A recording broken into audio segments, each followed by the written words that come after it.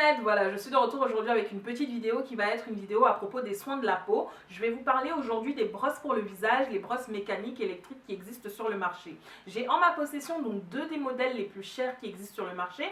Et même si je ne peux pas vous faire une revue comparative dans le sens, je ne peux pas vous dire laquelle est mieux que l'autre, en tout cas je peux vous présenter les avantages et les inconvénients des deux brosses en question. Donc si cette vidéo vous intéresse, n'hésitez pas à regarder la suite. Alors, je vais débuter par vous présenter les deux produits dont je vais vous parler aujourd'hui, à savoir ces deux produits-ci.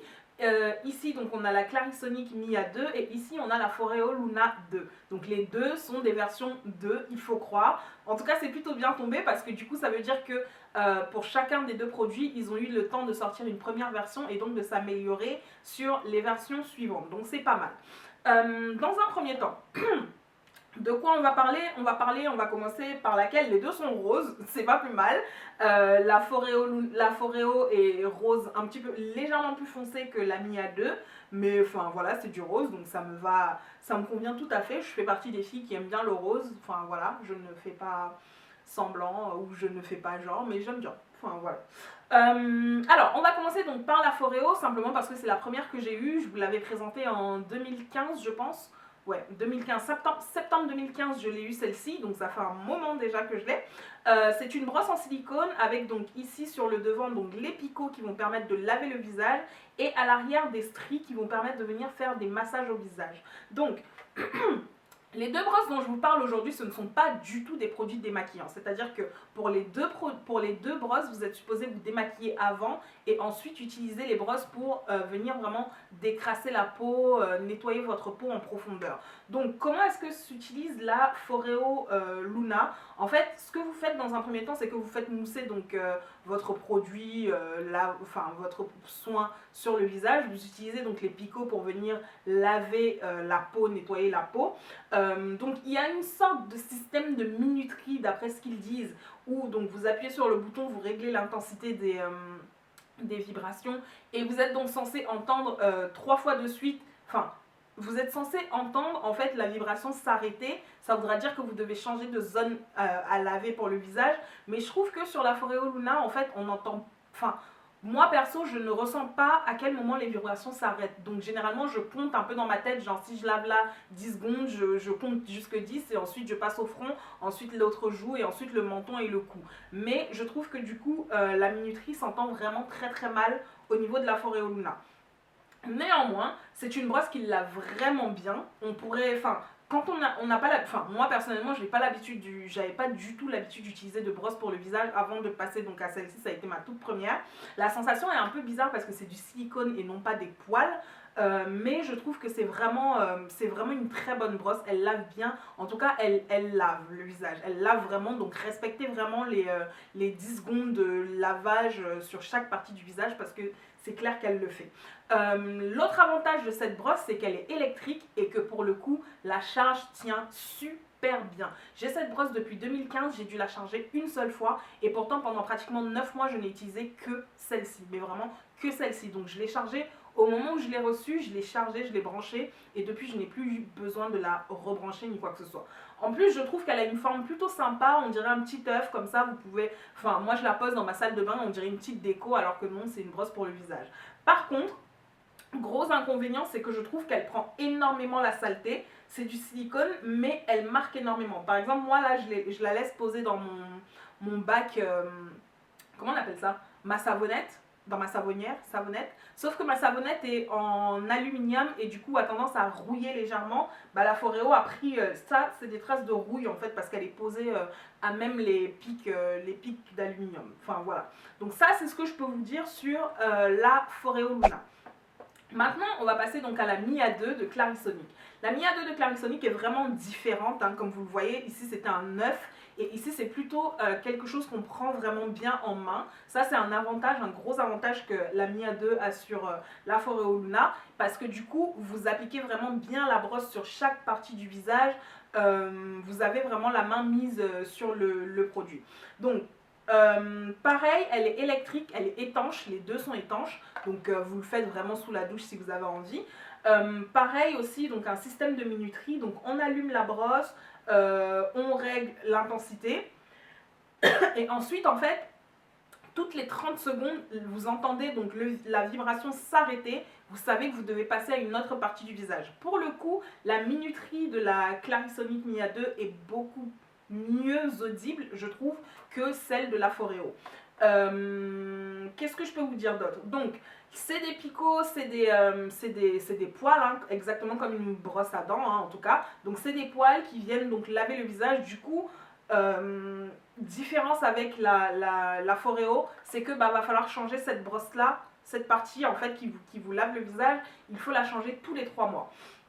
Néanmoins, elle est électrique, donc elle se recharge, pas besoin de pile ni quoi que ce soit, mais elle tient moins bien du coup que la batterie tient moins bien que celle de la Foreo Luna. Donc par exemple, pour vous donner un exemple, celle-ci je l'ai depuis le mois de septembre, j'ai dû la recharger déjà 2 fois.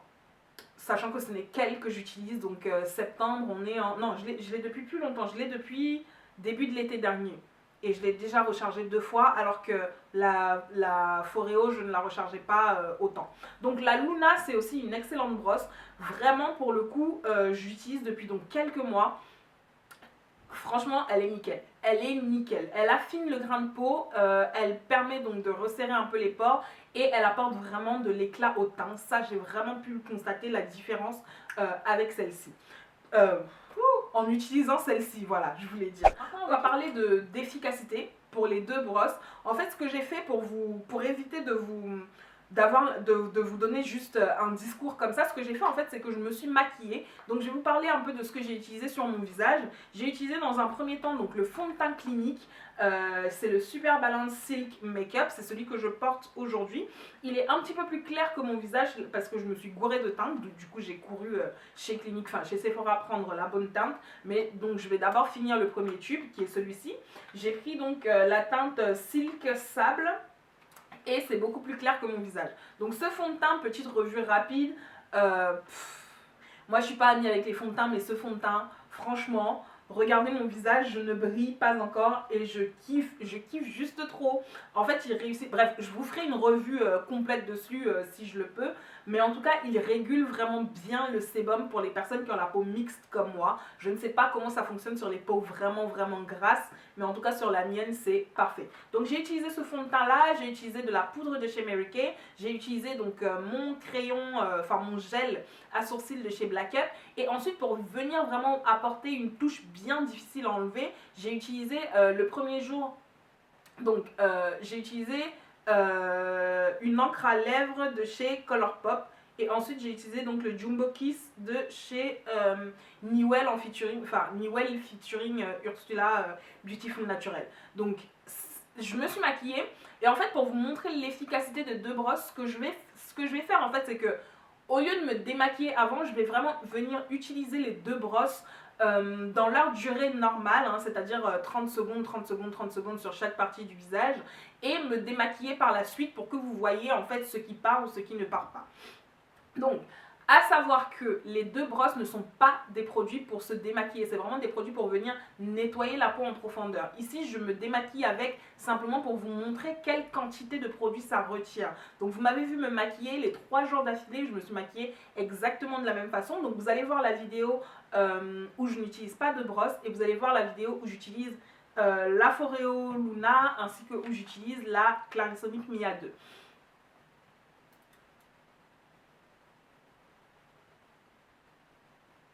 Donc, maintenant on va venir parler de prix, vu qu'on a parlé d'efficacité.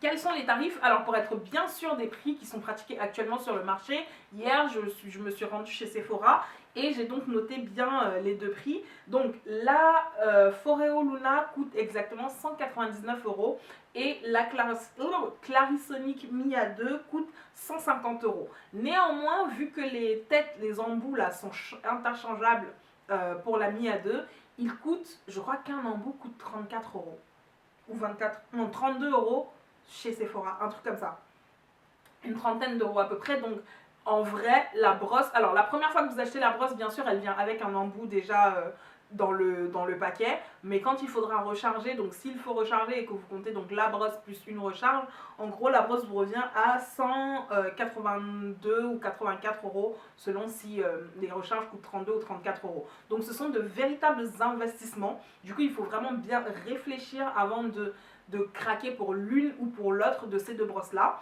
Donc moi, je conseille généralement pour ce type de produit, si vous êtes plutôt étudiante avec un petit budget, d'essayer de les demander pour Noël.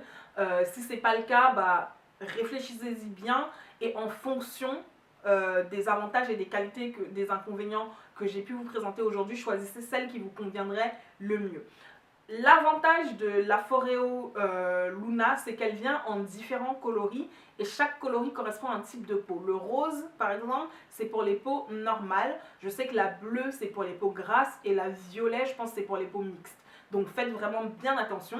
La Clarisonic, par contre, je n'ai pas pu me renseigner s'il y avait différentes sortes de picots pour le visage, mais je ne suis pas sûre. Il faudrait que je vérifie, mais je n'en suis pas sûre. En tout cas, je vous ferai un article complet sur le Club des Cotonnettes avec les photos, les tarifs, enfin toutes les informations. Donc n'hésitez vraiment pas à passer le lire. Voilà. Maintenant, je vais vous donner des petits conseils, enfin mes petits conseils depuis que j'utilise des brosses pour le visage. Alors, au début, vraiment, je n'étais pas du tout pour l'utilisation des brosses pour le visage. Quand les premières brosses pour le visage, à savoir notamment je pense la Mia 1 est sortie, beaucoup de youtubeuses avaient fait des revues où la brosse leur avait donné de l'acné, etc., etc. Je vais vous expliquer pourquoi est-ce que je n'étais pas pour, simplement parce que ce sont des brosses mécaniques. Donc vous venez apporter une action mécanique tout le temps sur votre peau, forcément votre peau va réagir. Moi j'ai la peau super sensible, du coup j'ai vraiment du mal avec tout ce qui est mécanique, même les simples pinceaux de maquillage me donnent des boutons. Alors, ce que je peux vous donner comme conseil si vous avez le même type de peau que moi, à savoir une peau fragile ou une peau sensible, c'est déjà de 1, n'utilisez votre brosse pour le visage qu'une fois par jour. Pas matin et soir, mais uniquement le matin ou uniquement le soir. D'ailleurs, je vous recommande plutôt le soir, au moment où vous serez démaquillé. Venez vraiment enlever le reste des impuretés avec votre brosse pour le visage, mais pas 2 fois par jour. Ensuite, si vous utilisez une brosse comme la Mia 2, pensez vraiment à interchanger ces trucs-là. Parce que c'est des trucs qui viennent laver votre visage, mais que vous laissez poser dans la salle de bain. Donc ça chope la poussière, ça chope la crasse, ça chope tout ce que vous voulez. Si vous avez une peau sensible et que vous venez remettre tout ça sur votre visage, c'est normal que ça fasse des impuretés. Donc non seulement réfléchissez bien à l'endroit où vous stockez votre brosse, histoire qu'elle ne prenne pas toutes les impuretés de la terre, mais en plus, vraiment, changez vraiment l'embout une fois tous les 3 mois. Si c'est recommandé par la marque, c'est qu'il y a vraiment une raison. Donc ne faites pas les radines en mode non mais je le fais pas, la brosse a l'air encore bien. Non. S'il y a un délai de prescription de 3 mois, c'est pour une raison et notamment je pense que c'est pour éviter les germes. Donc voilà, ce sont les petits conseils que je peux vous donner si vous décidez de rajouter une brosse pour le visage, donc à votre routine visage. Moi personnellement, c'est complètement adopté. Les deux...